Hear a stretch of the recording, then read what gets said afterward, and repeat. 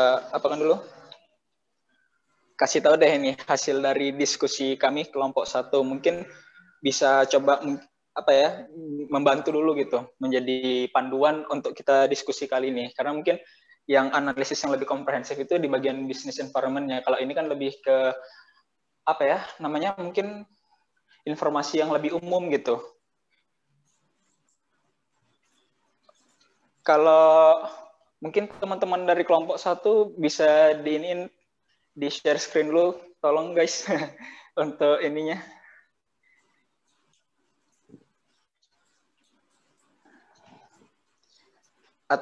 Atau gimana nih guys, teman-teman 529, kita diskusinya share screen atau mungkin dengan akunya berbicara gini kalian udah cukup gitu, gimana enaknya? Share screen, iya. Share screen. Kalau share screen, gue minta ini dong, bantu teman-teman kelompok 1 karena aku dari HP sih ini sebenarnya. Kalau dari belum buka laptop gitu, jadinya kalau misalnya mau share screen agak payah nih.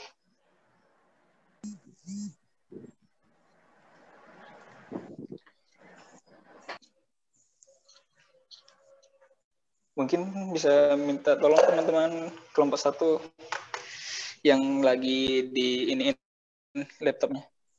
Nah, alhamdulillah. Nah, ya guys. Jadi ini hasil diskusi dari kelompok kami nih seputar business environment and strategy. Oh, ini udah business environment-nya ini udah ini ya. Di eksekutif summary-nya Mbak Risma. Boleh kita geser dulu ke eksekutif summary-nya karena itu perlu dulu kita harus ini dulu, tahu dulu ini perusahaannya gimana gitu. Baru kayaknya bakal lebih enak gitu untuk business environment strateginya.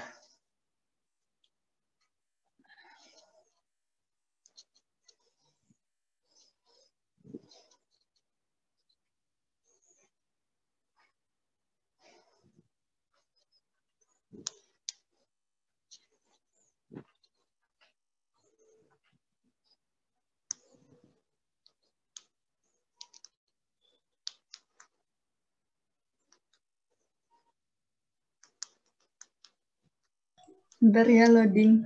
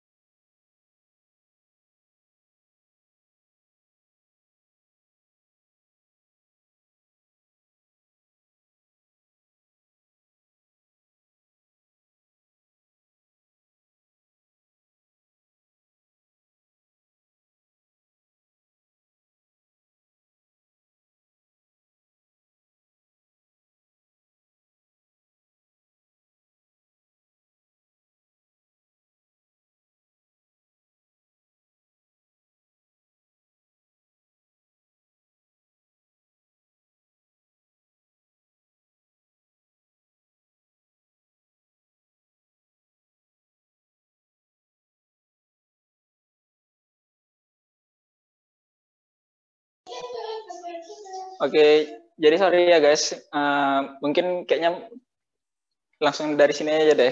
Ini udah termasuk mencakup eksekutif summary juga sih sebenarnya. Dan udah ini sih, dan udah lebih ini ya, udah lebih mendetail. Oke, jadi langsung aja ya, coba kita ini dulu, kita pahami dulu nih, apa sih sebenarnya si kimia farma ini gitu. Nah, ini sekedar overview ya. Di sini kan Indonesia merupakan negara dengan 26,7 juta jiwa gitu. 267,7 juta jiwa. Nah, itu kita di Indonesia ini salah satu negara yang paling besar, paling banyak penduduknya. Di sini aja kita kan ada peringkat ke-6 gitu dan peringkat ke-30 di dunia gitu. Kesehatannya itu kita sudah lumayan juga gitu. Karena kayaknya di sini kita lumayan menjadi prioritas ya kesehatan gitu. Sudah juga diatur di undang-undang dan memang pemerintah juga cukup concern dengan bagian kesehatan. Nah, kita perlu juga garis bawahin Indonesia ini adalah juga negara yang iklimnya tropis gitu. Dengan suhu udaranya cukup tinggi. Terus pelaku industri farmasi di Indonesia itu juga cukup padat. Di Indonesia sendiri itu ada banyak gitu. Banyak sekali industri yang bergerak di bidang farmasi.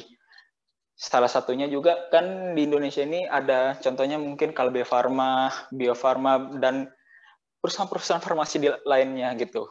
Nah, dan bahkan dalam statistiknya sendiri, kalau Kimia Farma ini hanya sebagai perusahaan farmasi terbesar kedua di Indonesia, dan pangsa pasarnya itu Kimia Farma ini meraup sekitar paling kurang lebih 5% dari pangsa pasar Indonesia. Nah, itu sendiri sudah membuktikan bahwa si Kimia Farma ini walaupun perusahaannya sudah cukup besar, tapi ya dia tidak mengontrol gitu, tidak memonopoli perusahaan farmasi di Indonesia. Karena apa? Karena walaupun dia sudah cukup besar, ya pangsa pasarnya itu kecil gitu. Padahal kita sudah melihat sebesar apa sih bahwa si Kimia Farma ini merupakan salah satu giant dari farmasi di Indonesia gitu. Nah, jadi di sini juga kita perlu ketahui ada 178 perusahaan swasta, 4 perusahaan BUMN, dan 24 perusahaan asing yang bergerak di bidang farmasi gitu.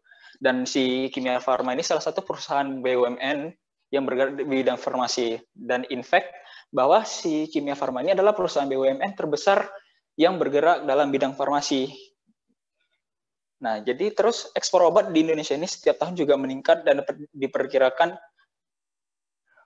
ya kita bakal bisa bersaing lah gitu di kancah dunia. Karena kalau dilihat dari ininya, industri farmasi di Indonesia itu cukup stabil ya. Dia tidak terlalu banyak kendala gitu. Karena kalau salah satunya kalau kita logikakan sendiri ya, obat itu kan salah satu bahan baku yang bukan bahan baku ya, mungkin obat itu adalah salah satu komoditas yang paling sangat dijaga gitu, dan orang pun pasti akan mencari gitu. Jadi obat itu salah satu industri yang paling stabil kalau bisa kita bilang di Indonesia. Makanya Indonesia itu industri obatnya itu makmur gitu. Nah, juga berdasarkan Kementerian Farmasi pada tahun 2017, 17.600 ton atau senilai, nah itu GP-nya ya, GP Farmasi pada tahun 2017 itu senilai 554,92 juta. Pada tahun 2018 senilai 546,94 juta. Nah, dapat kita lihat industri farmasi memiliki jangkauan yang cukup luas. Selain itu, jangkauan ini juga dapat diperluas ke negara yang memiliki iklim sama dengan di Indonesia. Ya, kalau misalnya kita lihat ya kan, kalau dalam ekspansi bisnis itu, ya salah satu yang mempengaruhi itu ya ini ya, kondisi geografis dari suatu negara itu. Kalau misalnya kita berusaha membuka mungkin cabang ke negara yang kondisi iklim dan mungkin kondisi geografisnya gitu ya kan, itu mendekatin dengan negara kita, kayaknya kita mungkin lebih ini ya, lebih gampang gitu. Karena apa? Karena kita sudah beradaptasi ya dengan negara di sana itu, karena kita sudah belajar dengan di negara kita ini gitu. Nah, industri farmasi itu merupakan industri yang padat modal dan padat karya. Dikategorikan pada modal karena produk yang dihasilkan melalui proses dan teknologi yang canggih, harus memenuhi standar kesehatan dan kebersihan, serta harus melalui uji klinis yang memakan waktu 5 sampai dengan 10 tahun. Nah, jadi salah satu keunikan di industri farmasi ini dalam bidang R&D-nya itu bahwa itu sangat dijaga gitu. Nah, R&D kalau dalam bidang kesehatan itu ada banyak sekali tahapan uji yang harus dilaluin untuk sampai ke tahap boleh dipasarkan ke secara umum atau secara massal. Mungkin nanti kalian bisa Google sendiri ya itunya, tahapan ujian untuk R&D-nya gitu. Itu ada banyak itu, kalau nggak salah ada 7-8 step gitu. Saya lupa gitu berapa gitu. Aku lupa jujur kalau misalnya itu. Cuman dia benar-benar ribet gitu sampai akhirnya ke tahap uji klinis ke manusia baru sampai dipasarkan. Karena benar-benar kesehatan itu harus dijaga gitu. Nah, cuman langsung kita ini aja ya, langsung kita skip aja itu ya overview-nya. Mungkin itu sudah cukup untuk menjadi bekal kita coba untuk berdiskusi dulu. Nah, jadi hasil diskusi kami di sini dari kelompok 1 itu dalam persaingan perusahaan sejenis. Nah, persaingan perusahaan sejenis kalau Kimia Farma itu di sini ya. Nah, wah, sorry ya, tadi berarti ini data yang gue bilang itu salah ya. Rupanya Kimia Farma ini urutannya ke-6 dengan pangsa pasarnya 2,5%. Nah, Kalbe Farma itu yang, tapi tetap Kalbe Farma dia yang leading sektornya ya. Dia sebesar 5,92%. Baru yang kedua dia Dexa Medica, ketiga Faros, kelima Temposcan Pacific. Nah, itu ada beberapa yang ini ya, perusahaan luar, ada yang swasta juga. Dari data tersebut dapat kita ketahui bahwa antar perusahaan farmasi tidak terpaut jauh. Jadi persaingan bisnis dalam industri itu cukup ketat ya. Dengan adanya pangsa pasar yang merata, Direktur Utama PT Bio Farma Hanesti Bashir mengatakan saat ini industri farmasi sangat ketat. Ada lebih dari 200 industri bla bla bla. Kondisi ini merupakan menjadikan tidak ada perusahaan farmasi yang terlalu dominan. Ya, karena memang itu ya, dilihat dari pangsa pasarnya dia berat juga. Nah, juga ada ancaman persaingan baru. Kalau dari persaingan baru ya, kita mungkin kalau misalnya untuk sekelas dari Kimia Farma itu cukup berat ya. Cuma memang kalau untuk persaingan baru itu kemungkinannya juga kecil. Karena apa? Karena kalau misalnya mau masuk ke dalam industri farmasi itu cukup berat ya, karena modal yang menjadi requirement untuk masuk ke dalam industri farmasi itu harus besar gitu, karena industri dari obat itu sendiri banyak prosedurnya itu, karena prosedur kesehatan kita tuh cukup ketat gitu. Banyak alat yang harus dibeli, alat-alat canggih itu yang sesuai dengan standar kesehatan itu harganya cukup mahal gitu. Dan untuk bisa bersaing itu, jadi kita memerlukan modal yang besar, jadi agak sedikit sulit gitu. Terus ancaman dari produk substitusi itu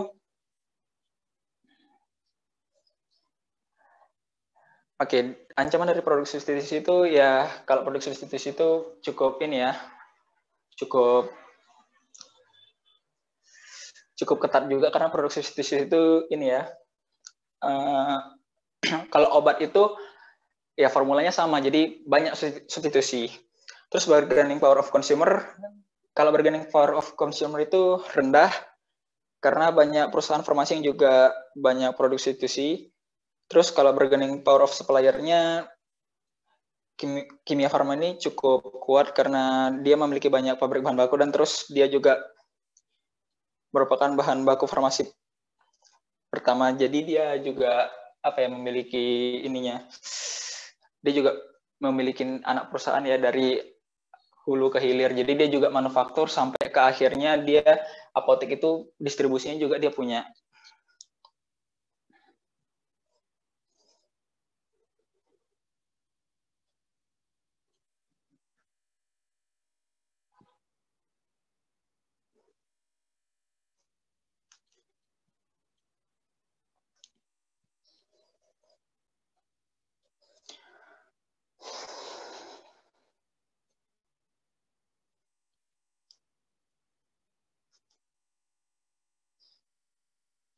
Oke, berarti kita langsung, karena udah tahu dari ininya, langsung mungkin bisa jadi ini ya, langsung gas ke analisis akuntansinya aja dulu gitu. Karena sebenarnya di sini kan kita perlu ketahui juga ya kan, ya itu sudah cukup ya ininya.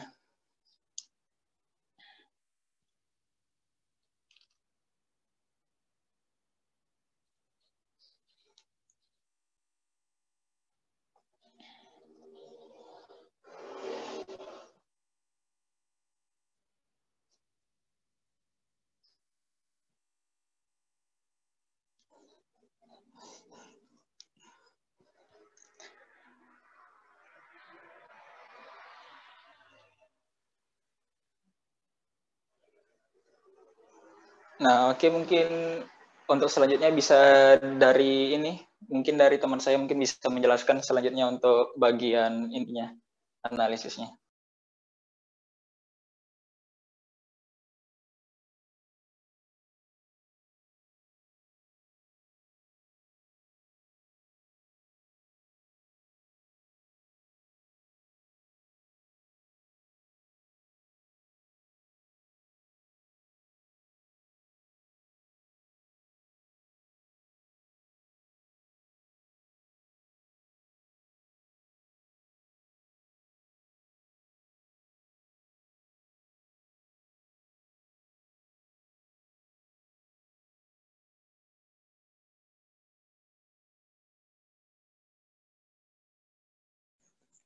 Ya, terima kasih Arif udah mengawali ya tadi ya.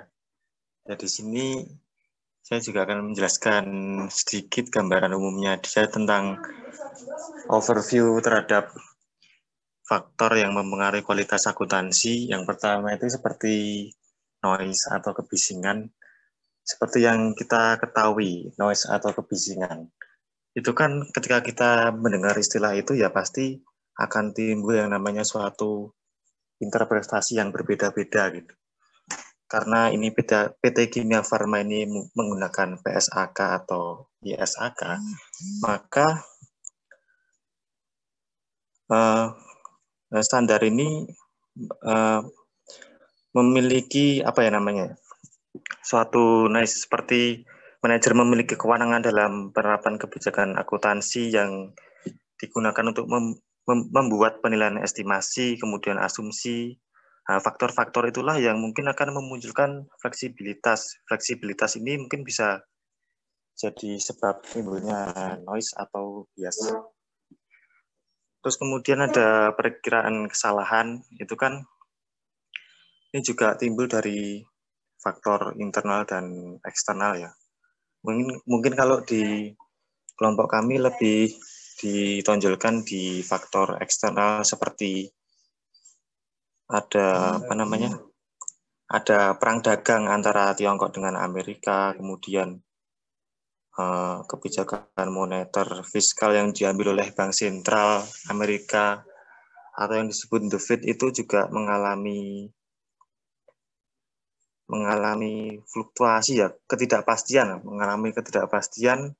Kemudian juga ditambah lagi adanya pandemi COVID ya. Ini bisa merupakan sebab terjadinya kesalahan gitu. Hal ini juga PT Kimia Farma harus menjadi lebih berhati-hati dalam menjalankan strategi usahanya. Kemudian ada insentif yang mempengaruhi pilihan. Itu banyak ya yang mempengaruhi pemilihan akuntansi perusahaan. Semisal kalau di 2019 ini target utama Kimia Farma yang kami baca gitu ya, itu ada mengakuisisi PT Papros itu sebagai anak perusahaan.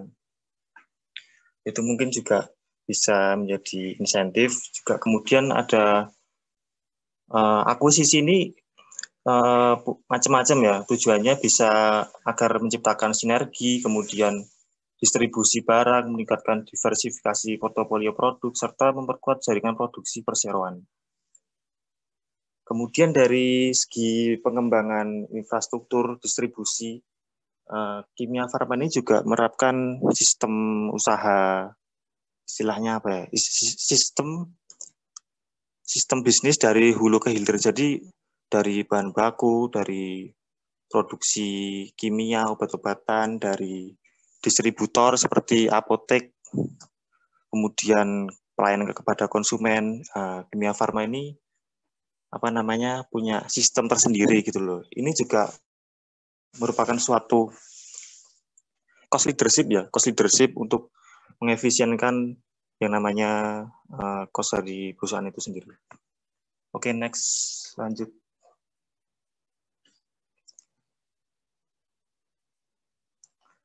Kemudian ada langkah-langkah. Yang pertama itu ya main principle.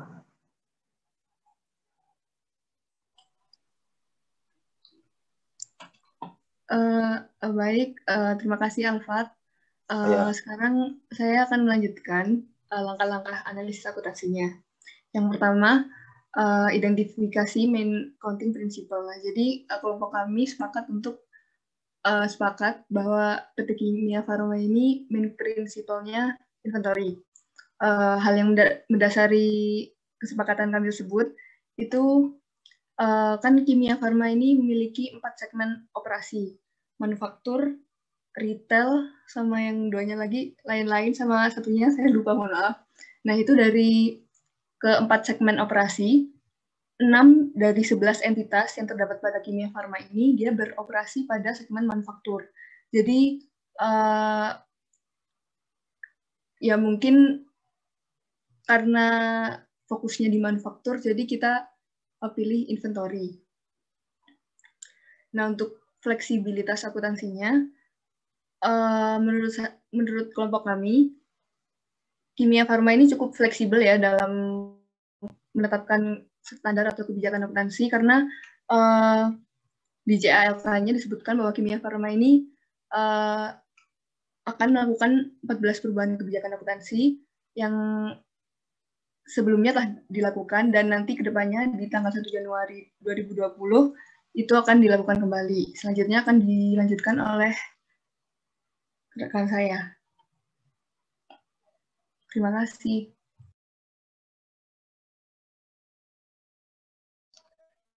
Selanjutnya itu terkait dengan evaluasi strategi. Nah, di Kimia Farma itu dia nggak jelasin gitu kenapa dia memilih metode average untuk pencatatan akuntansinya gitu. Padahal kan kalau biasanya itu kan kalau pakai metode average itu biar menekan HPP gitu, biar nanti dia gross profit-nya lebih besar dan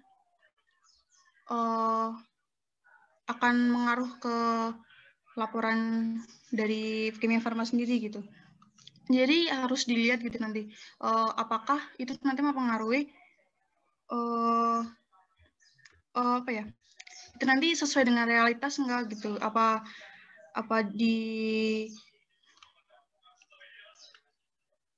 ada campur tangan dari perusahaan untuk mengubah itu gitu. Terus yang kualitas kalau menurut kelompok kami itu dia udah cukup baik, tapi ada beberapa poin yang dia kurang menjelaskan gitu, kurang memberikan informasi gitu. Kayak yang beban itu dia kurang merinci bebannya itu apa aja gitu. Kalau aku lihat dari yang kalbe dia itu untuk bebannya itu dia juga dijelasin gitu. Ada beban apa aja, terus besarnya berapa gitu. Di Kimia Farma ini dia nggak ada. Terus dia juga ada perubahan kebijakan pencatatan aset tetap yang dari harga perolehan ke fair value itu juga dia meningkatkan aset tetap menjadi 179% lebih besar gitu. Itu juga dia belum menjelaskan di CLAK-nya gitu.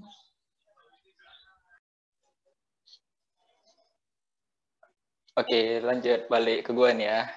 Nah, jadi kalau misalnya di bagian red flag nih, nah jadi untuk dari kelompok kami ini hasil diskusinya juga kemarin itu ya, sekedar ini singkatnya aja ya. Kalau misalnya Kimia Farma ini ada beberapa red flag yang mungkin ya dari kelompok kami itu, karena sebenarnya kondisinya kan kayak gini. Jadi kami merasa ada red flag untuk di akun ini ya, piutang usaha sama akun inventory. Kenapa di piutang usaha dan akun inventory? Karena di sini red flag-nya bisa dilihat kalau kita melihat laporan keuangannya itu di bagian sales itu tidak terjadi penurunan yang sangat signifikan, tapi ada ya kenaikan yang sedikit gitu kan, tapi tidak terlalu signifikan.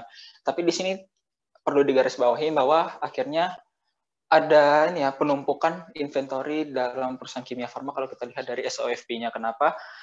Kalau dilihat dari SOFP-nya itu ada kenaikan sekitar 25% dari inventorinya, dan itu cukup material ya, cukup besar kita lihat kalau misalnya dari inventory itu. Nah, ini mengindikasikan kami berpikir mungkin ini ada sesuatu gitu, mungkin apakah produknya kalah bersaing kah atau gimana kah. Nah, tapi ini tetap menjadi red flag gitu. Kami coba berusaha menyenter ini. Selanjutnya juga kami berusaha menyenter ada red flag untuk di bagian piutang usaha. Karena apa? Karena di piutang usahanya ini terjadi kenaikan piutang usaha yang cukup signifikan juga. Nah, jadi akhirnya di sini ya, kalau kita melihatnya secara keseluruhan, laporan keuangan si Kimia Farma ini menurut kami itu bermasalah. Kenapa? Karena akhirnya di laporan keuangan itu sudah terjadi revaluasi aset tetap, yaitu berupa tanah. Dan revaluasinya ini cukup besar jumlahnya, yaitu dari 600 miliar, kalau tidak salah menjadi 5,6 T. Nah, bukan 5,6, 5,9 T. 5,9 triliun. Nah, di sini kalau kita lihat terjadi revaluasi sampai 10 kali lipat nilai dari tanah itu. Dan di sini mungkin tujuannya sendiri adalah window dressing. Karena apa? Karena kalau dilihat dari bagian liabilitas, nah liabilitasnya si laporan keuangan Kimia Farma, itu bisa dilihat bahwa akhirnya utang dari bank itu cukup meningkat gitu. Meningkat sebesar 2,5 miliar gitu. Jadi akhirnya pada tahun 2019 itu kami berasumsi bahwa penagihan piutang usahanya Kimia Farma itu macet gitu. Jadi dia tidak bisa menagih piutang usahanya, bukan tidak bisa menagih ya, cuman ya payah gitu menagih piutang usahanya. Akhirnya operasi dari Kimia Farma ini dia seperti benar-benar dibiayain dari dari si utang banknya gitu. Nah, dan ini juga mendukung mereka akhirnya menjadi window dressing dengan melakukan revaluasi terhadap aset tetap berupa tanah itu tadi sendiri. Nah, untuk ando distorsi akuntansinya mungkin kami di sini melakukan andonya dengan metode komparatif. Mungkin kita bisa ini aja sekedar sekedar nengok aja gitu ya. Langsung di scroll aja ke bawah nih Mbak Risma, kita sekedar ngelihat aja gitu. Kami melakukannya dengan metode komparatif. Mungkin nanti teman-teman juga bisa bisa ngasih teman-teman yang lain bisa ngasih pendapat gimana gitu. Nah, ini sekedar sekedar ngelihat aja gitu, cuplikan sedikit gitu. Mungkin nanti dari teman-teman yang lain kan kalau misalnya setuju komparatifnya baru nanti kita bisa bandingkan angkanya gitu. Cuman kalau ini kami sekedar sekedar ngasih lihat aja cuplikan. Baik, itu sekian dari kami ya, kelompok 1, hasil diskusi kami mengenai analisis laporan keuangan. Mungkin teman-teman yang lain bisa menyampaikan hasil diskusinya. Kami dari kelompok 1 mempersilahkan teman-teman.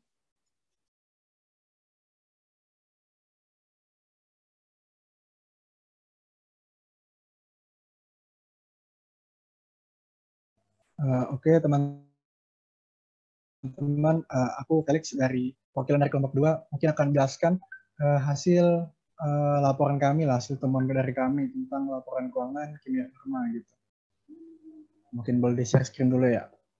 Jadi kalau kita lihat Kimia Farma ini di informasi segmennya, mungkin kalau bagian-bagian awal mungkin agak sama lah ya sama kelompok 1 dari segi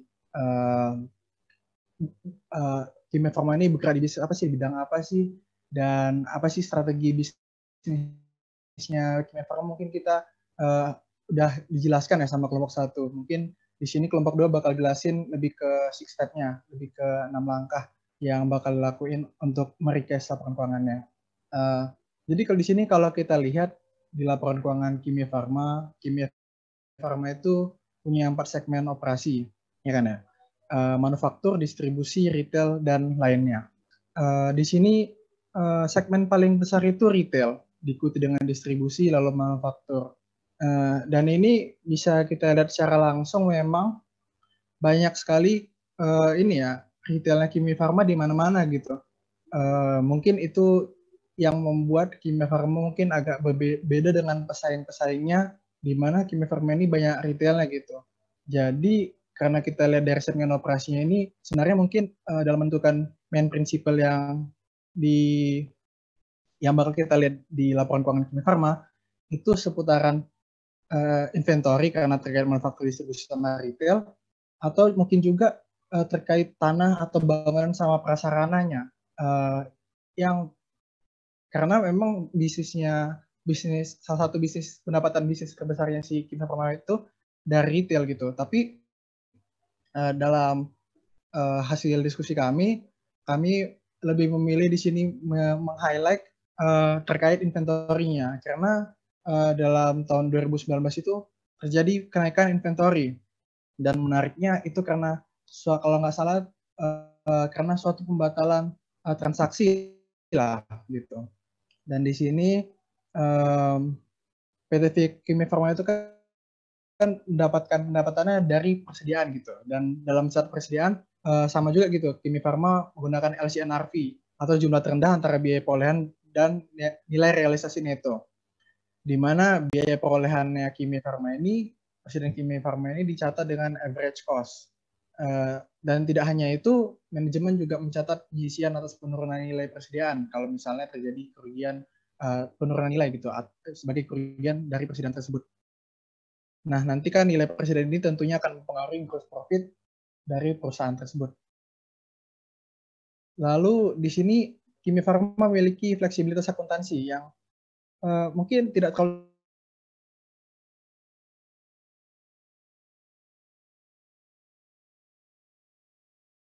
tinggi, tapi bisa bilang cukup tinggi gitu. Bisa milih antara average cost atau FIFO gitu. Kalau kita lihat, saya sempat lihat di laporan keuangannya Kalbe Farma itu secara umum memang average cost, tapi ada beberapa persediaan yang dicatat secara FIFO gitu.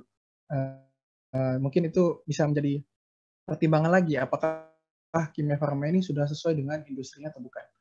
Lalu di sini menariknya kita bisa melihat lagi penentuan estimasi penyisian atas penurunan nilai persediaannya. Di sini manajemen tuh bisa aja mencatat penyisian itu lebih kecil dari yang seharusnya buat ningkatin laba bersihnya. Karena kan nilai inventory yang lebih kecil membuat seakan-akan gross profit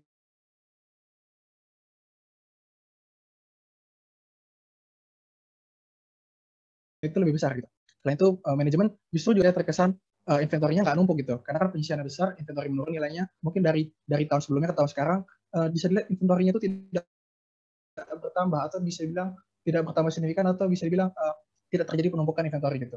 Lalu selanjutnya dalam strategi akuntansinya ini kalau dibandingkan dengan Kalbe Farma, penyisian atas penurunan nilai itu penyisian penurunan nilainya si Kimia Farma itu lebih besar. Sehingga kami beranggapan penyisian yang cukup besar ini membuat pencatatan aset itu terlalu rendah dan pencatatan bebannya terlalu besar gitu. Pencatatan yang aset yang terlalu rendah mungkin jadi strateginya si Kimia Farma buat ningkatin return on equity ya.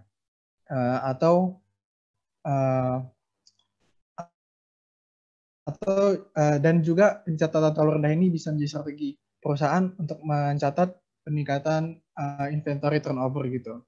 Dan selanjutnya akan dijelaskan oleh Yusma.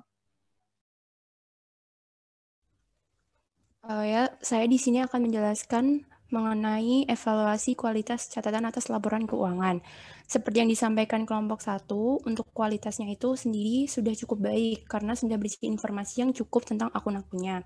Namun, ada beberapa hal yang masih belum dijelaskan secara detail, seperti misal penyisihan atas penurunan nilai persediaan itu kan masih terlalu bias karena itu masih estimasi saja. Setelah itu, step-nya kita mengidentifikasi red flag-nya. Hampir sama kayak kelompok 1. Yang pertama, kita meng-highlight tentang piutang usahanya. Di sini diketahui bahwa piutangnya mengalami peningkatan hampir sebesar 60%, di mana ini tuh cukup signifikan.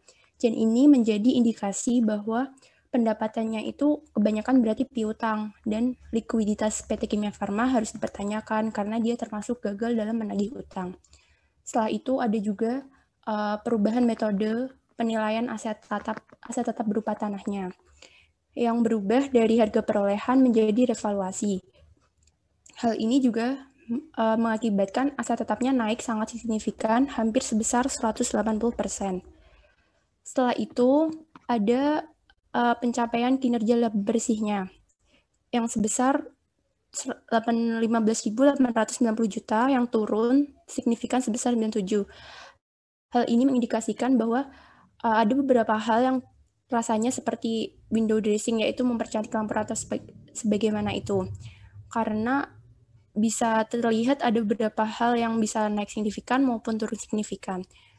Setelah itu, kami melakukan distorsi akuntansi berdasarkan kelompok hasil analisa kelompok kami lebih fokus kepada nilai persediaannya. Jadi kami meng-highlight itu dengan membandingkannya dengan PT Kalbe.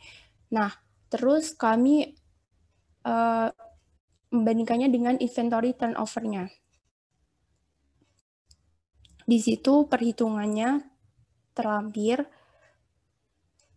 dan menurut kami net sales yang seharusnya ditulisnya 9 juta itu seharusnya sekitar 6 jutaan. Sekian dari kelompok kami.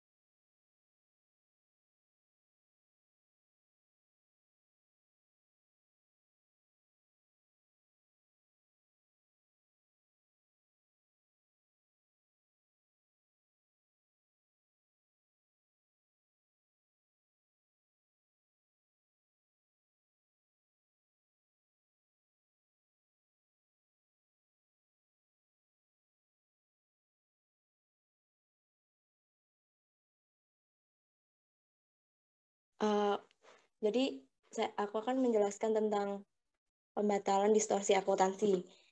Sebenarnya kelompok kita masih bingung sih, masih agak ragu tentang pembatalan ini.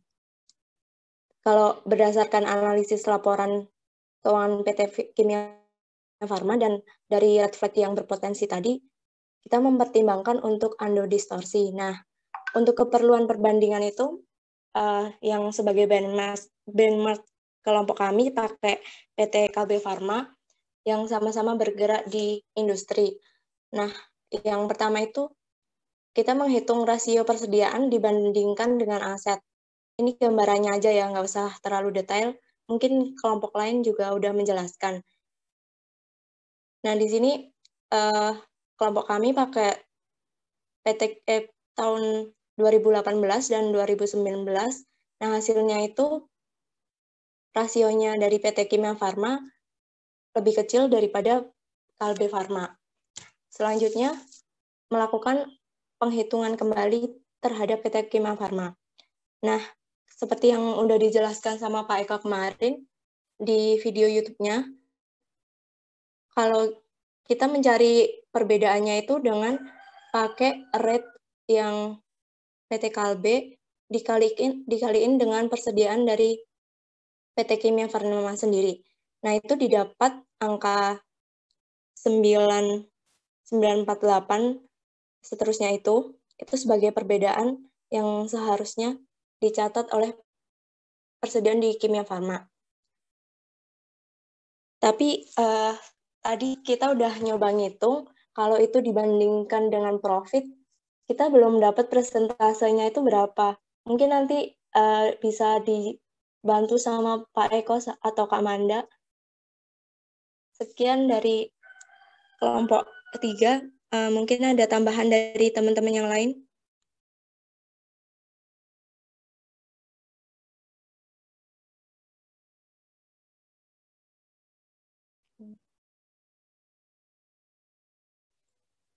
Ya, mungkin tadi ada yang tentang analisis yang lain. Mungkin dari ini sih dari yang strategi analisis tadi yang kelima yang tawar menawar antar pemasok. Nah, kalau tadi kan yang kelompok satu bilangnya yang kayak berpengaruh itu kan si pihak PT Kimia Farma kan, karena dia punya pabrik bahan baku yang agak ke bawah lagi, Tir. Salah. Saya bilang. Kayaknya ke atas lagi deh. Ke atas lagi.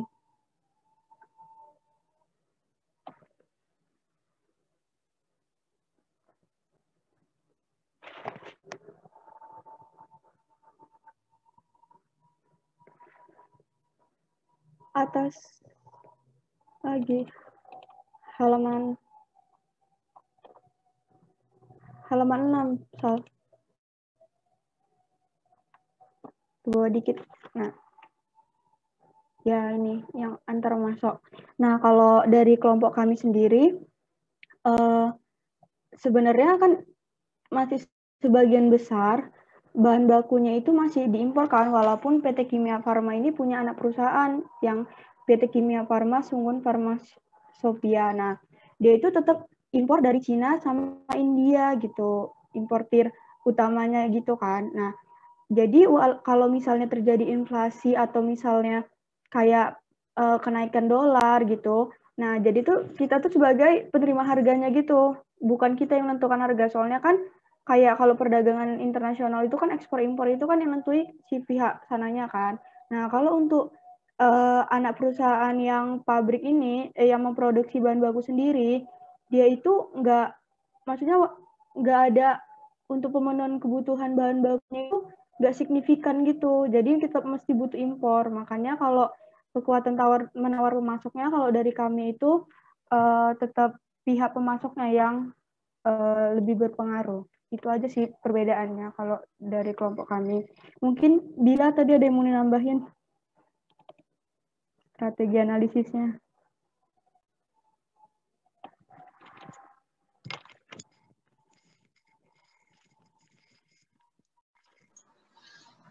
Tadi sepertinya kelompok 1 sama kelompok 2 belum nerangin strategi analisisnya ya.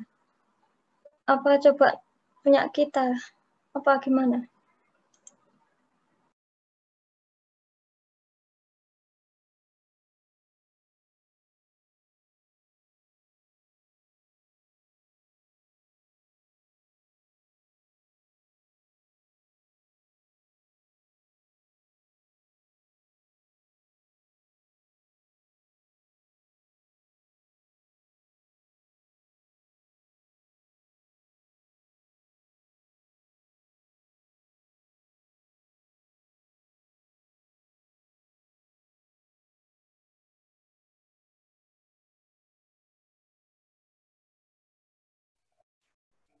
Coba dari kelompokmu aja, Bil.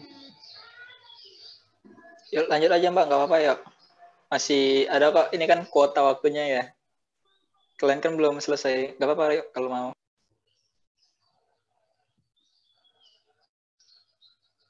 Duluan, Bil. Kalau punya aku agak ke bawah. Siapa ini? Salsa. Coba. Ini aku komparatif nih.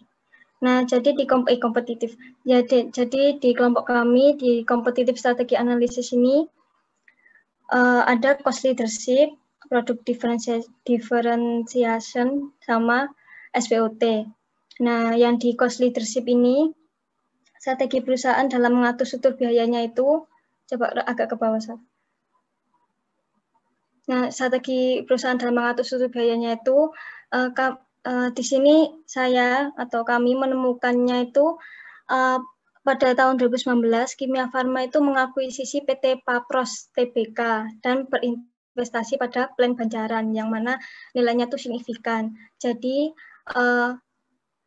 di mana akuisisi PT Papros ini menurut kami atau saya itu tuh menciptakan sinergi sehingga mendorong efisiensi biaya operasional dan distribusi barangnya. Jadi di mana PT Papros ini kan perusahaan nasional yang memproduksi dan memasarkan produk farmasi yang saat ini telah dicatat, yaitu dia. Jadinya menurut saya PT Kimia Farma ini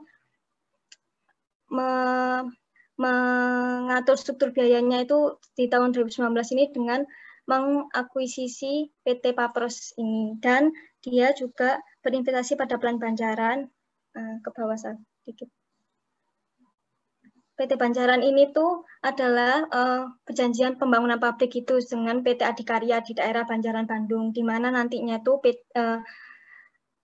pabrik ini tuh akan digunakan untuk menambah kapasitas produksi obat dan menjadikan pabrik farmasi dengan menggunakan high teknologi, di mana di sini saya atau kami berpikir bahwa jika menggunakan teknologi kan mesinnya kan pasti banyak menggunakan mesin. Jadinya itu PT Kimia Farma ini pasti menggunakan teknologi yang canggih dan menguntungkan perusahaan dalam pengurangan biaya operasionalnya sehingga mendukung efisiensi dan efektivitas lini produksi dan memperluas itu. Terus habis itu yang product differentiation ke bawah. Yang product differentiation ini tuh sebenarnya tadi itu agak kemarin atau tadi itu agak sedikit bingung karena di product differentiation ini tuh si Kimia Farma kan punya 4 segmen. 4 segmen kayaknya. Segmen manufaktur, retail, distribusi sama lainnya. Nah, di segmen tadi itu kalau manufaktur kan memproduksi obat-obatnya kan. Terus segmen distribusi itu dia itu sebagai layanan untuk menyalurkan produksi obatnya itu ke produsen-produsen, ke distributor gitu. Nah, kalau yang segmen retail itu yang jasa untuk jual beli obatnya itu, apotek-apotek itu. Terus segmen lainnya itu yang jasa untuk laboratorium dan itu. Nah, menurut kami itu tadi itu segmen-segmen tersebut itu kayak bukan sebagai product differentiation itu. Dia kayak menjadi produk pendukung untuk produk utama gitu. Jadi bukan merupakan produk differentiation. Jadi kita menemukan kesimpulannya Jadinya yang menggunakan ini. Jadi untuk menjadi sebuah perusahaan farmasi terdepan, Kimia Farma menerapkan strategi untuk menghadapi kompetitornya itu dengan pengembangan bisnis secara organik dan non-organik. Jadi organik itu dia menciptakan produk unggulan, tren pengobatan, pengembangan portofolio produk, pengembangan produk untuk penanganan COVID, diversifikasi produk kosmetika, produk bioteknologi, pengembangan usaha, dan lain-lain. Dan anorganik itu yang membuat produk food suplemen, kosmetika, keperluan rumah sakit, ya itu. Jadi kita menyimpulkan ya udahlah yang produk differentiation yang ini saja. Terus SWOT masih ada waktunya.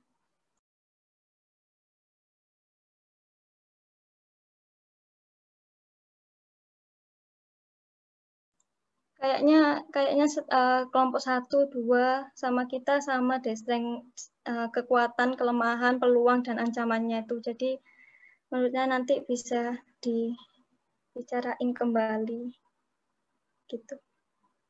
Terima kasih. Sama-sama.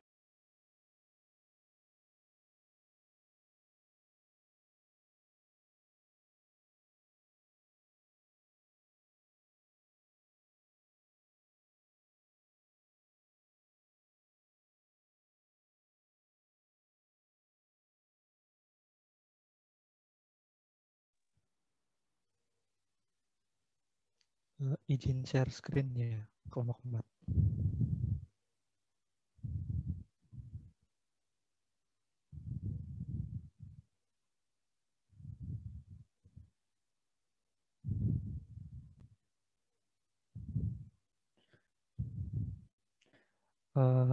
Di sini kami akan menjelaskan hasil diskusi dari kelompok 4. Mungkin diawali dari analisis industri farmasi. Udah kelihatan belum? Udah. Udah? Udah kok. Ya, dari industri farmasi mungkin kurang lebih sama dari kelompok-kelompok lain.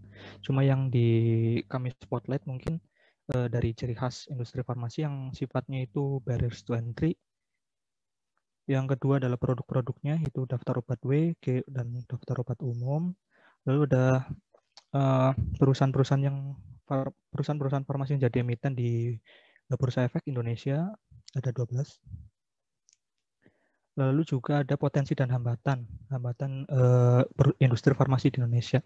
Yang di sini sebenarnya potensi dari industri farmasi di Indonesia itu sangat besar dikarenakan jumlah penduduk yang besar dan kebutuhan akan kualitas kesehatan yang cukup baik yang tinggi, dan juga hambatannya itu ada pada birokrasi, perizinan, lalu ada dari internal perusahaannya sendiri, lalu juga ada dari kondisi ekonomi nasional, juga ada dari ketergantungan dari impor bahan baku yang seperti yang disebutkan dari kelompok lain tadi, ada sekitar 95% bahan baku yang diimpor dari negara lain. Juga dari ada pandemi COVID-19 dan berbagai hal lain.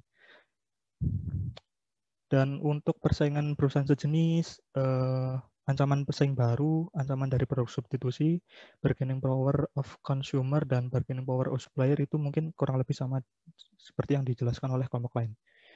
Selanjutnya bisa dijelaskan oleh teman-teman dari kelompok 4 yang lain.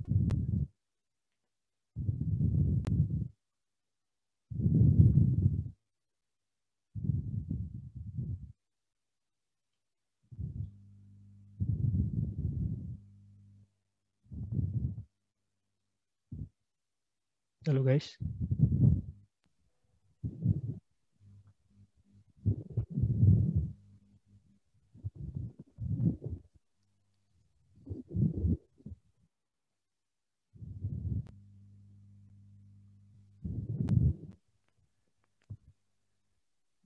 Mungkin coba ke bagian yang strategi perusahaan. Ke bawah. Yang opportunity.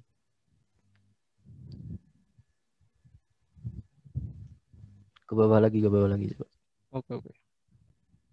Yang bagian strategi analisis.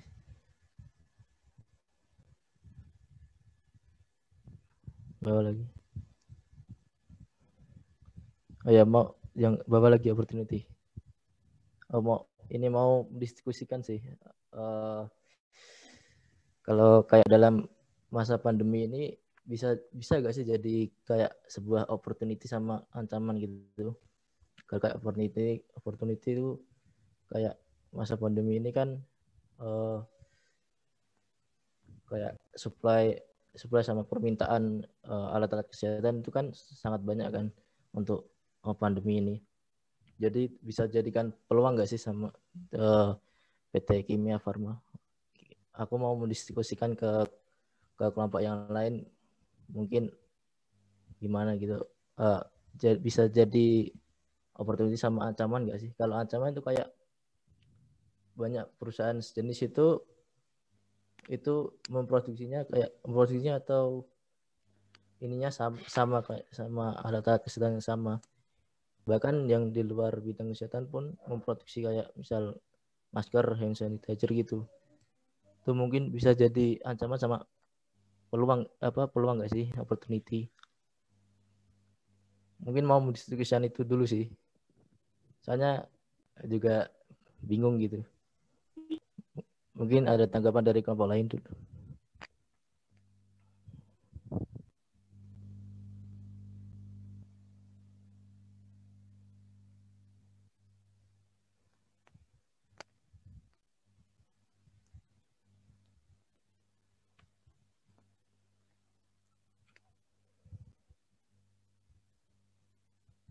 Kalau nggak ada, mungkin lanjut lagi sih langsung ke 6 stepnya itu.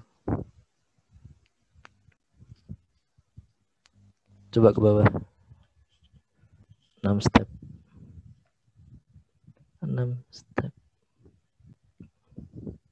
Kalau yang step pertama itu yang pertama. Yang pertama itu hampir sama sih sama kelompok yang sebelumnya. Kita juga meng-highlight yang bagian pencatatan pada ini persediaannya juga. Tapi oh ya hampir sama kayak yang kelompok sebelumnya.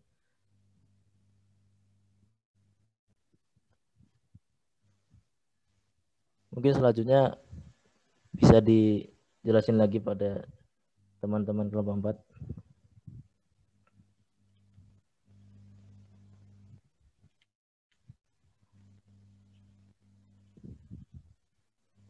Teman-teman kelompok 4.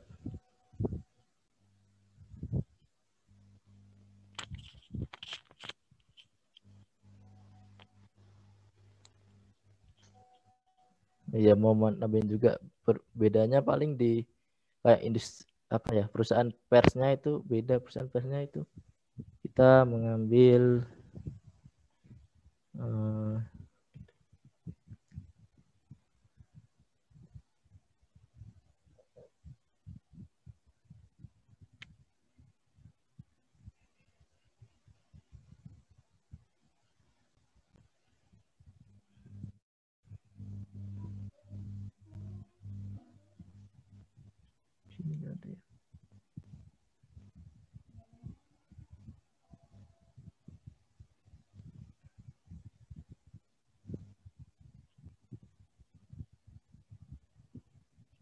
perusahaan persnya itu kita PT Indofarma Tbk.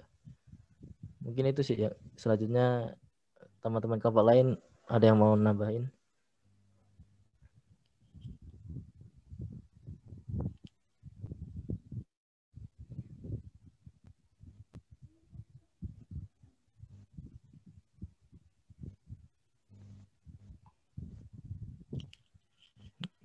Guys.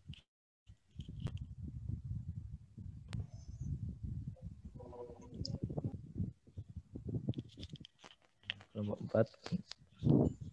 Oke, aku mau nambahin. Jadi itu 6 stepnya yang dari kelompok kita tuh mirip banget sama kelompoknya Salsa tadi. Kita ngomongin tentang pencatatan inventory-nya kan itu LCNRV kan. Terus tahun 2019 dia pakai average. Padahal tuh tahun-tahun sebelumnya dia pakai FIFO dan dia nggak ngejelasin kenapa kok tiba-tiba ganti jadi average gitu. Nah, terus habis itu average itu kan dia berpengaruh ke pajak ya. Jadi dia bisa mengecilkan pajak yang dilaporkan sama perusahaan. Terus ada lagi yang rada aneh menurutku sama Dian. Di tahun 2019 dia ganti jadi average dan itu juga ganti auditor. Tapi kita nggak bisa lihat yang sebelum-sebelumnya auditornya ganti apa enggak. Jadi kita belum masukin itu.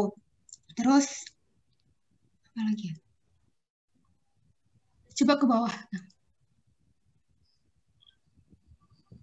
Wait. Nah, kenapa tadi kita pilih peer industrinya Indofarma? Soalnya awalnya kita mau pilih Kalbe juga, tapi tuh Kalbe kan swasta, terus Kimia Farma kan BUMN, terus kita kayak ragu-ragu, boleh nggak sih bandinginnya tuh beda gitu, soalnya kan kalau BUMN itu kan pasti berhubungan sama kebijakan dari pemerintah gitu kan. Contohnya makanya tadi persediaannya naik banyak banget itu kan gara-gara e-katalognya udah dicetak, tapi sama pemerintah tiba-tiba diundur buat tahun depan gitu loh. Nah, kalau di swasta kan nggak mungkin ada kejadian kayak gitu kan, makanya kita pilih Indofarma. Tapi kalau ternyata nanti buat kelas kesepakatannya kalau Biofarma, kita mundur juga nggak apa-apa. Terus ada lagi di bagian atas. Coba ke atas kan.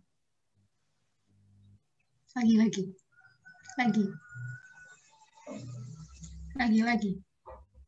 Sebelum 6 langkah pokoknya. Lagi. Ini. Estimasi kesalahan. Nah, di sini kita dapat kalau ternyata dia dalam melakukan penyisihan piutang itu di 2019 dia kayak optimis banget gitu kan, berkeyakinan bahwa seluruh piutang dapat tertagih sehingga tidak dibentuk penyisihan penurunan piutang. Tapi kan ada kenaikan piutang banyak banget kan di 2019 dan salah satunya gara-gara adanya tadi aku baca dari mana ya? Gara-gara ada piutang dari pihak rumah sakit, baik swasta maupun pemerintah yang dia itu pembayarannya nggak lancar karena pembayaran BPJS Kesehatan ke rumah sakit itu juga nggak lancar. Jadi kayak rumah sakitnya jadi nggak bisa bayar obat ke Kimia Farmanya gitu loh. Mungkin itu aja sih poin-poin yang rada beda. Terima kasih.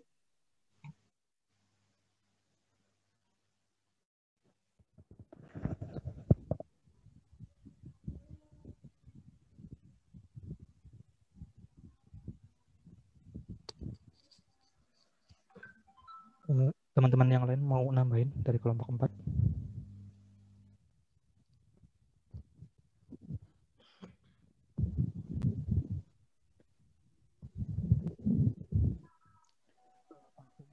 Udah kayaknya ya? Mungkin udah, Pak. Oke. Man, kamu ada komen, Man? Ke 529? Ya, ada sih, Pak. Silakan, Man. Oke, teman-teman tadi kan udah dengerin ya presentasinya dari kelompok 1 sampai kelompok 4. Mungkin ini aku bahas dikit-dikit aja tentang tadi yang udah kalian presentasiin. Yang pertama tadi tentang analisis lingkungan bisnisnya. Tadi kalau di kelompok 1 jelasin nih, udah jelasin kayak overview-nya industri farmasi khususnya di Indonesia seperti apa. Terus habis itu keadaan yang cukup stabil, tidak terlalu banyak kendala, tapi terus ini kan di sisi Indonesianya aja ya. Kalau misalnya nanti mungkin bisa ditambahin gimana overview industri farmasi itu secara lebih global. Karena ingat apa tadi udah disinggung juga bahwa industri farmasi itu sendiri sangat depend sama industri global. Karena apa? Karena sangat bergantung sama impornya. Apalagi tadi untuk impor bahan bakunya kan ada yang sempat nyinggung juga sampai 95% persentasenya.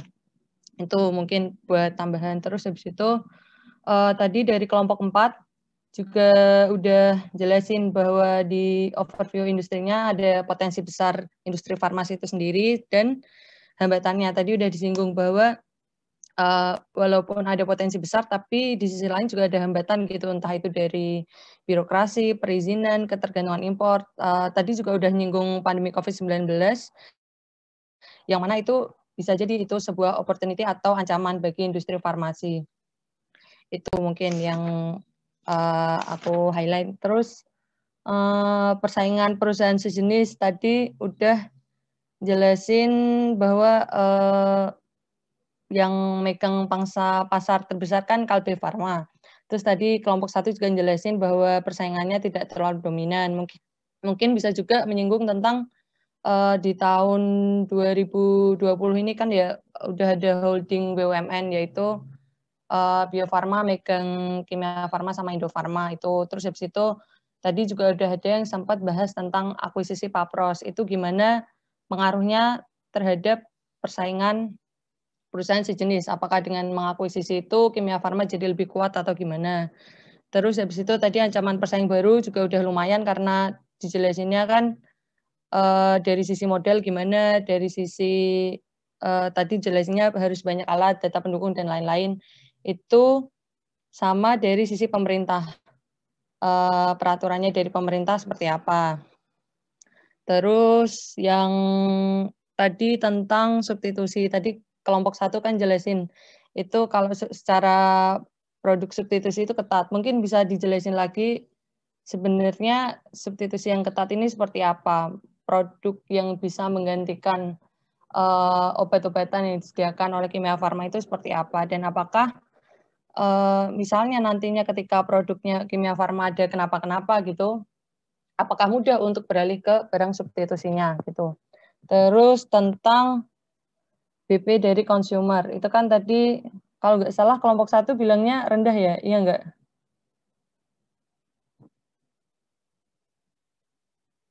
Halo, kelompok 1. Bargaining power consumer. Tadi kalau nggak salah rendah, iya nggak sih? Iya, Kak. Oh iya. Nah, terus habis itu tadi tuh jelasin kalau misalnya kita bargaining power dari pembeli itu kan menjelaskan gimana pembeli itu punya kekuatan tawar-menawar dengan mutu yang lebih tinggi. Kalau misalnya di industri farmasi sendiri itu sendiri, apakah misalnya aku pembeli nih, aku sebagai pembeli, terus aku mau beli obat, terus ternyata di Kimia Farma mahal, apakah itu aku mudah untuk mencari pelayanan atau mencari tempat yang lebih baik gitu, yang sesuai dengan mau aku seperti apa. Tadi kan ngomongnya rendah tuh. Terus kalau misal di sisi lain, bargaining power-nya dari supplier, itu tadi kalau nggak salah kuat atau tinggi, karena kita sangat bergantung sama impornya, tadi Cina atau India. Terus habis itu tadi juga sempat nyinggung kalau misalnya nantinya karena kita sangat bergantung dengan impor, misalnya ada inflasi atau kenaikan dolar, itu kita tetap masih butuh impor, tadi dijelasin sama kelompok 3. Nah, terus dibilang bahwa berarti dari situ bisa tarik kesimpulan bahwa supplier atau pemasok yang lebih berpengaruh. Itu. Terus dibilang kalau BP supplier tinggi. Ya, itu bisa jadi salah satu argumennya. Terus tadi kalau misalnya di kelompok 2, kalau nggak salah, itu mereka masukin isu tentang perang dagang sama isu COVID. Tapi tadi kalau nggak salah itu jelasinnya di bagian analisis akuntansi. Nah, itu padahal seharusnya ini isu yang masuk di segitiga pertama, analisis segitiga pertama tadi, waktu overview industrinya seperti apa secara di Indonesia sama secara di global itu. Itu tentang analisis lingkungan bisnis ya. Terus habis itu tentang analisis strateginya, tadi dijelasin sama kelompok 3, kalau misalnya cost leadership itu dengan mereka mengakuisisi Papros, dan juga berinvestasi di Plain Banjaran yang mana mereka punya perjanjian sama ADI, bangun pabrik teknologi canggih. Nah, itu bisa jadi salah satu argumen, tapi mungkin bisa lebih spesifik lagi, misalnya mereka punya program yang mana mereka membuat program itu untuk menekan biaya, khususnya biaya produksi atas produk-produk manufaktur mereka, kayak gitu. Terus habis itu bahas tentang produk differentiation-nya, tadi dijelasin bahwa mereka itu lebih ke mereka lebih fokus ke pengembangan produk organik dan non-organiknya sendiri. Nah, terus bisa diulas lebih lanjut ya, mungkin sebenarnya produk dari Kimia Farma itu sendiri apa aja, dan dari produk mereka itu kan ada produk etikal, ada produk generik, dan lain-lain. Nah, itu dari produk itu sendiri, misalnya produk-produk vitaminnya mereka atau antibiotiknya mereka sendiri, itukah apakah ada diferensiasi produk? Kalau kemarin kan diferensiasi produk kan lebih ke variasi produk dalam satu lini bisnis. Nah, itu mungkin bisa diulas lebih lanjut lagi tentang produk spesifiknya mereka tuh apa. Nah, di produknya mereka tuh apakah ada diferensiasi atau enggak, kayak gitu. Itu mungkin untuk segitiga pertama. Terus habis itu di segitiga kedua, analisis akuntansi, tadi sebagian besar sebenarnya sama. Untuk nomor satunya main accounting policy, yaitu inventory.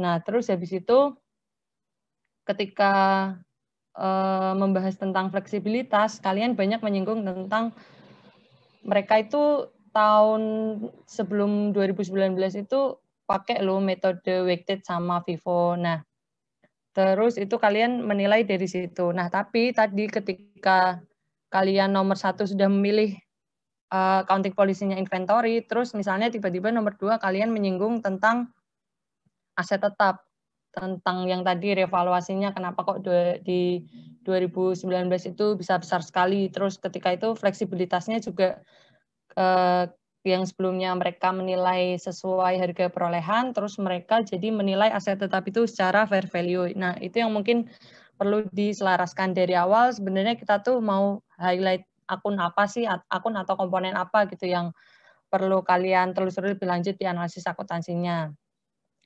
Terus habis itu yang nomor 3 tadi udah disambungin juga sama yang inventory, ketika kayaknya mereka bisa jadi nih mereka menggunakan weighted average method untuk mengecilkan pajak, atau mereka tuh juga ada strategi akuntansinya, antara lain mencatat penyisihan persediaan yang lebih besar. Itu kan tadi nyambung juga sama nomor 1, yaitu tentang inventory. Terus habis itu tadi kalau nggak salah di kelompok 3 deh, mereka analisis akuntansinya itu udah ngitung tentang penyisihan dan asuransi dari persediaan itu sendiri. Nah, itu kan berarti kan nyambung sama nomor 1-nya gitu, ketika udah dari awal milih main accounting policy-nya inventory sampai step 1 sampai step 6 maksudnya, itu ya berarti bahasan secara besarnya yaitu inventory. Terus habis itu nomor 5 tentang red flag. Nah, ini tadi banyak banget yang bahas. Yang pertama tentang persediaan naik, terus tadi udah ada yang nyinggung juga persediaan naik tuh ada loh di CLK penjelasannya tentang ketika sebenarnya itu mereka punya kontrak sama pemerintah, terus ternyata perjanjian itu ditunda jadi tahun 2020. Nah, mungkin bisa dijelasin apakah kasus seperti itu ketika mereka menunda kontrak itu termasuk bias akuntansi atau enggak, kayak gitu. Itu yang persediaan naik. Terus yang aset tetap juga, kan tadi kan nilainya tahun 2019 naik tuh gara-gara revaluasi hampir 5 triliun. Sehingga nilai asetnya mereka tuh juga meningkat gitu secara signifikan. Nah, itu juga dijelasin apakah itu menjadi bias dan jadi salah satu strategi mereka dalam mempercantik laporan keuangan. Padahal secara income mereka turun drastis, tapi secara aset mereka juga naik drastis kayak gitu. Padahal terus habis itu tadi juga bahas tentang pendapatan yang turun signifikan kalau dibandingin sama operating cash flow-nya. Nah, bisa diidentifikasi lagi ke dalamnya. Tapi ini sesuai main accounting policy yang kalian cari nantinya ya. Kalau misalnya bahas pendapatan terus dibandingin sama arus kas, terus dilihat lagi sebenarnya pendapatan mereka yang paling besar itu kontribusinya dari apa, seperti itu. Itu yang kalau misalnya bandingin kenapa pendapatan turun tapi maksudnya selisih antara pendapatan atau sama operating cash flow-nya itu. Terus habis itu kalau sama juga sih tadi, kalau misalnya dari awal memang udah menyinggung inventory ya berarti untuk melakukan undo accounting distortion-nya tadi seharusnya juga nyambung sama dari nomor satunya. Kalau misalnya nomor satu kita udah bahas inventory atau nggak cuma inventory, misalnya tadi inventory, aset tetap itu yang teman-teman highlight itu bisa jadi argumen buat dibawa ke undo accounting distortion-nya kayak gitu. Gitu Pak dari aku mungkin Pak.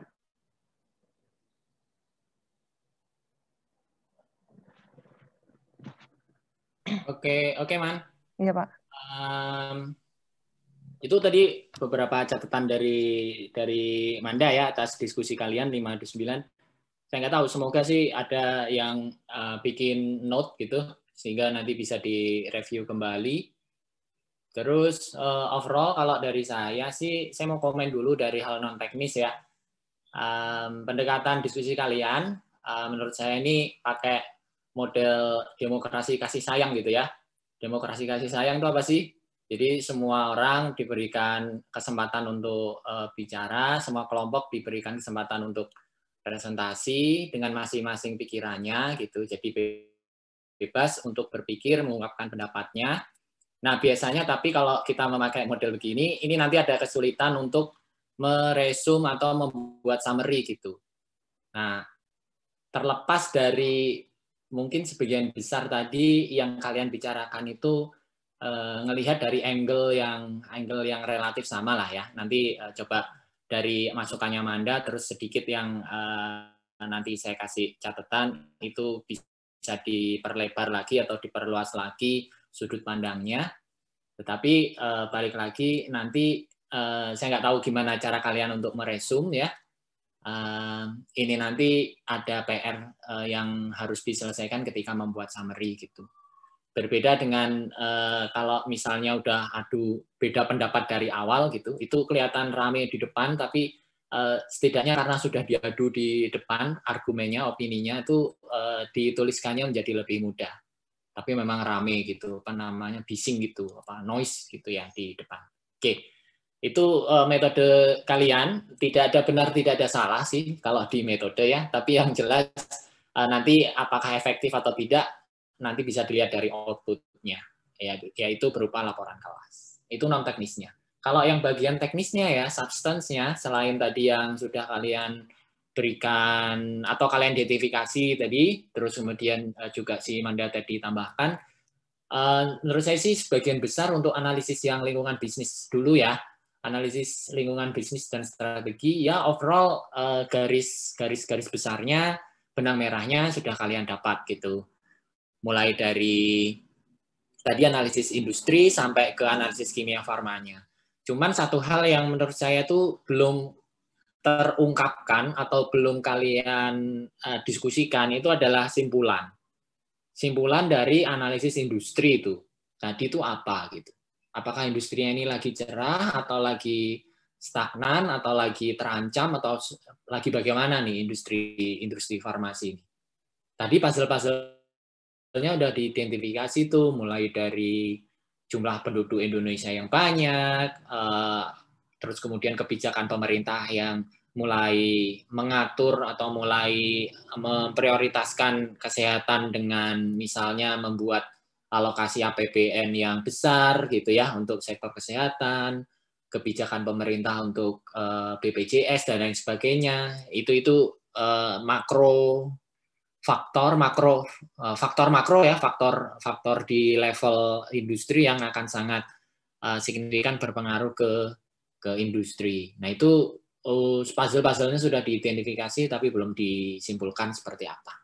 Terus masuk ke analisis strategi di kimia farma ya berarti ya, terkait dia posisinya di industri farmasi itu seperti apa. Tadi itu juga puzzle-puzzlenya sebagian besar sudah masuk. Ada rivalry among existing organization, itu tadi beberapa sudah membuat market size ya, bahkan si market leadernya saja itu nggak sampai 10% ya, itu menandakan bahwa bagaimana ketatnya persaingan di industri farmasi ini gitu. Berarti the rest of it kan 90% sisanya kan dibagi-bagi itu. Kimia farma aja tadi cuma berapa ya? 4% apa 5% gitu. Padahal dia kan juga termasuk besar. Nah itu ketatnya persaingan ini, kemudian simpulannya apa, jangan lupa juga ditarik gitu atau ditulis.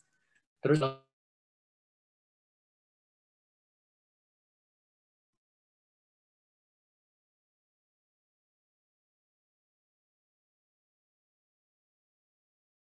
bisa dieksplor lagi di regulasi ya, bahwa industri farmasi itu harus dapat permit izin dari Kemenkes, BPOM, gitu-gitu tuh ketat banget tuh dari situnya. Jadi highly regulated lah, industri farmasi itu sangat diregulasi oleh pemerintah, sangat diatur oleh pemerintah, nggak dibebaskan gitu. Terus mungkin bargaining power of customer itu tadi hati-hati ya di sana untuk melihat sebenarnya konsumen ini mempunyai daya tawar yang tinggi nggak ke si Kimia Farma gitu. Terlebih lagi ke supplier, karena tadi sebagian besar saya melihat terjebak di bahwa produk farmasi itu memang BPO ya istilahnya, atau API, bahan baku obatnya itu berasal dari luar negeri gitu. 90% atau 95% itu masih dari luar negeri. Jadi exposure terhadap kursnya itu tinggi. Sebenarnya di laporan keuangannya meng-highlight-nya ke sana. Cuman dari sisi bargaining power of supplier ini, coba kalian lihat lagi deh. Ada loh keterangan bahwa di Kimia Farma itu tidak ada satu supplier yang dia itu mendominasi ini dari Kimia Farma gitu, pasokan dari Kimia Farma. Itu coba bongkar lagi di annual report-nya, itu ada informasi tentang itu. Nah, itu mengindikasikan apa berarti gitu ya. Dan efeknya kemana? Itu tentang analisis lingkungan bisnis. Terus untuk yang strategi, mungkin eksplorasi tentang vertical integration ya, bagaimana Kimia Farma itu bisa membuat satu bisnis dari hulu ke hilir. Nah, itu yang dieksplor lagi, dan sisi positifnya atau benefitnya atau advantage-nya itu apa dengan membuat vertical integration ini. Di atas kertasnya kan begitu. Tapi kemudian kalian juga perlu masuk ke bagaimana vertical integration itu diterapkan. Apakah memang bisa terhubung tuh supply chain atau integrasi lini bisnis itu. Nah, itu nanti kaitkan dengan bagaimana ternyata Kimia Farma itu pendapatannya, tadi ya kalau dibilang ada pendapatan yang ethical dari yang manufacturing, sama yang ternyata tuh dia sebagian besar dari retail gitu, hampir 50% lebih, hampir 60%, 56 apa 57%, 55 apa 56% gitu, itu ternyata dia kan salesnya dari retail gitu. Nah, kalau retail ini barangnya dari mana? Apa dari manufacturing-nya dia? Gitu. Padahal kalau kita ngomongin vertical integration atau supply chain itu, berarti kan kekuatan utamanya adalah dari ininya dia kan, kemampuan dia untuk membuat cost driver yang kuat sehingga bisa menekan COGS atau harga pokok itu bisa seefisien mungkin gitu. Nah, tapi ternyata Kimia Farma bergantung salesnya dari produk lain, maksudnya produk lain tuh dia beli juga gitu, obat yang kemudian dia salurkan atau kosmetik yang dia salurkan atau barang lain gitu ya, farmasi lain yang dia salurkan. Jadi bukan ngomongin tentang manufacturing sebenarnya per hari ini gitu. Nah, itu fakta menarik tuh di situ. Di analisis strategi ya. Nah, ini kaitannya masuk ke analisis akuntansi. Analisis akuntansi tadi hampir sebagian besar tentang inventory gitu. Oke, kita melihat fakta bahwa inventory Kimia Farma itu kan berubah gitu ya metodenya ya, yang semula itu FIFO, terus kemudian jadi average gitu. Nah, sedangkan di perusahaan lain tadi di benchmark misalnya dengan Kalbe itu ada yang FIFO, ada average. Nah, itu coba telusuri lagi atau baca lagi di PSHK-nya. Ini impact-nya kemana sih?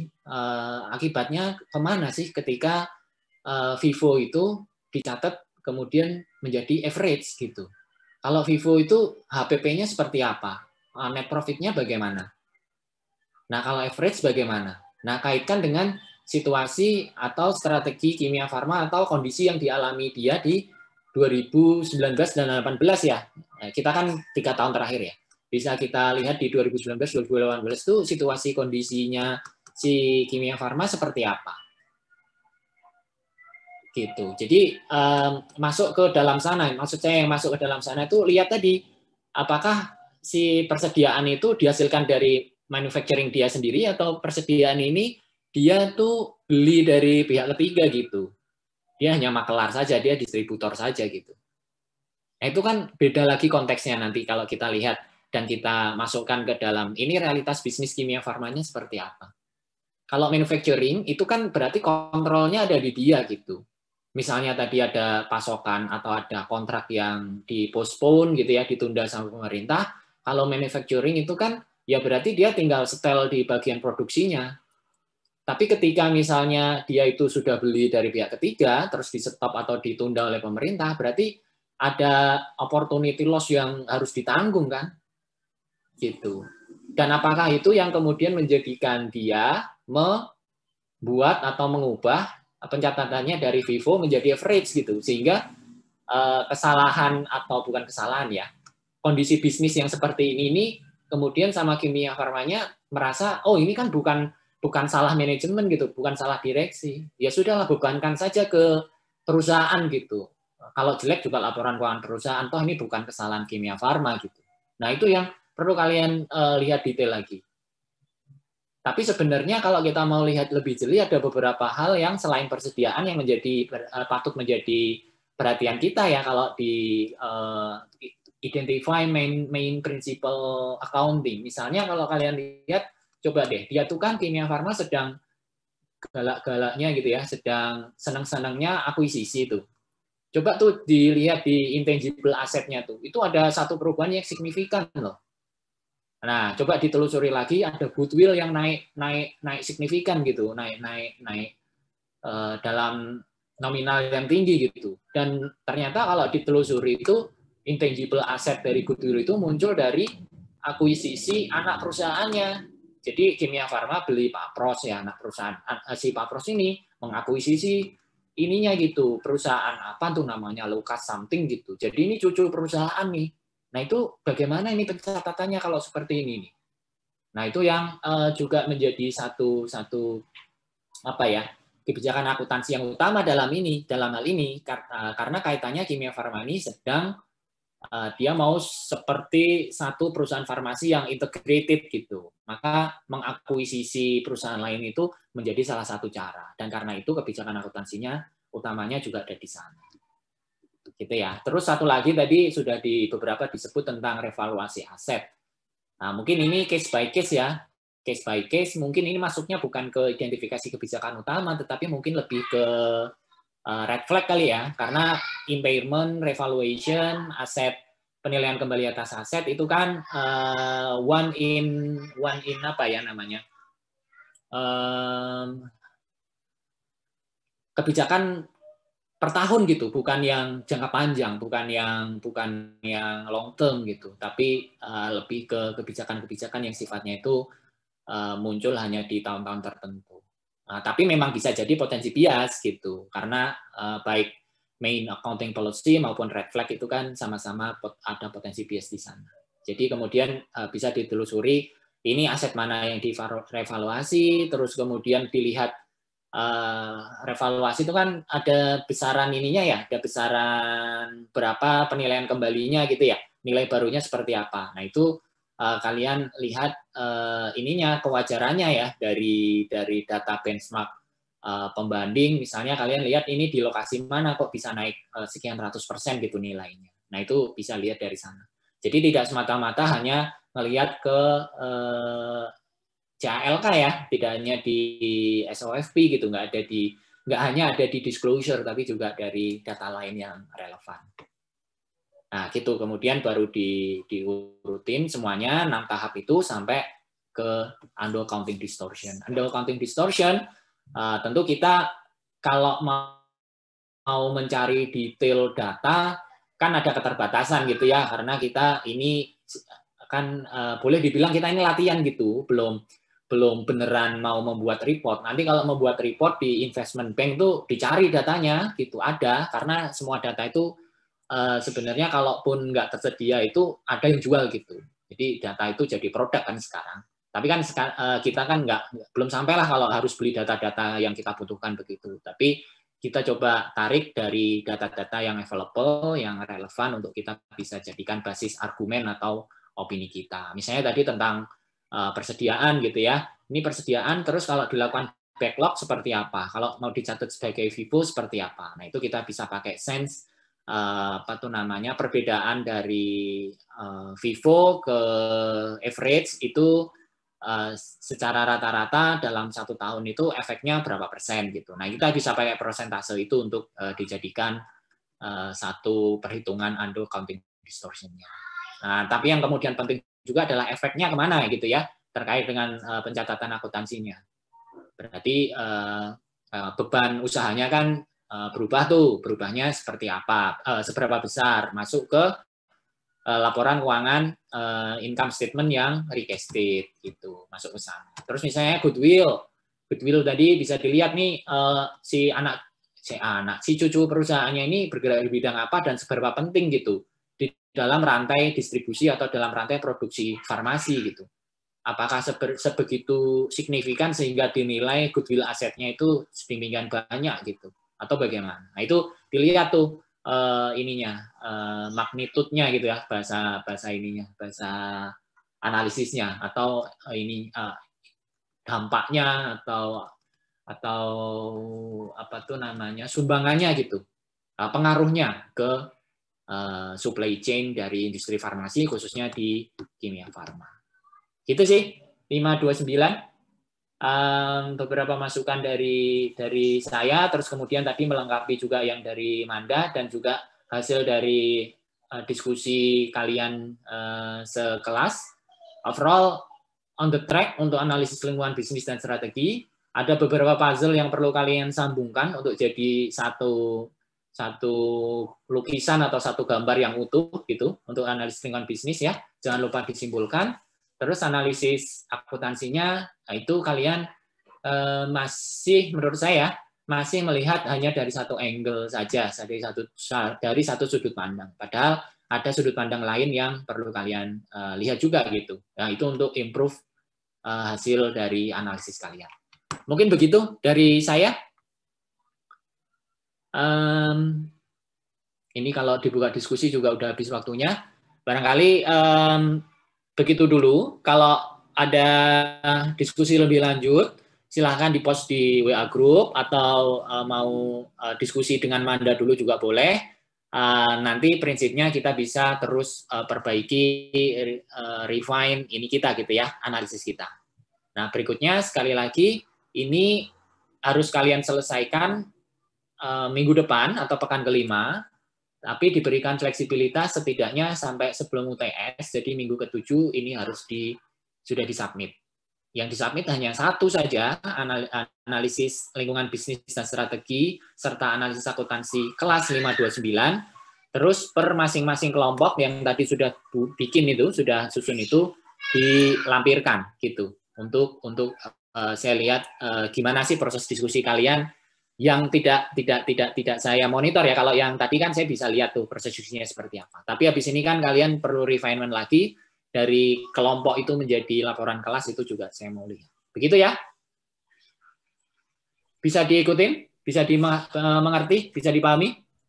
Bisa Pak. Bisa Pak. Oke, kalau bisa begitu kuliah kita pekan keempat ini. Mungkin agak-agak berbeda gitu dengan kuliah-kuliah lainnya karena di sini kita exploring, exchange ideas gitu ya, berdiskusi, beropini, ada sisi hard skill tentu yang akan kita dapatkan karena kita mendiskusikan tentang analisis lingkungan bisnis dan analisis akuntansi, tetapi yang tidak kalah penting adalah bagaimana kita mengasah keterampilan, kemampuan kita untuk komunikasi dan koordinasi supaya tujuan organisasi dalam hal ini berarti kelas 529 itu tercapai, membuat laporan kelas yang nilainya bagus untuk sekelas. Mungkin itu dari saya. Saya tutup dulu. Terima kasih Man sudah nemenin diskusi juga. Terima kasih 529 atas diskusi kelasnya. Saya tutup dulu. Kita lanjutkan ke meja makan siang untuk maksi dulu ya. Assalamualaikum warahmatullahi wabarakatuh. Waalaikumsalam warahmatullahi wabarakatuh. Makasih Pak. Makasih Kak Manda. Terima kasih Kak Manda. Oke, saya tutup dulu ya.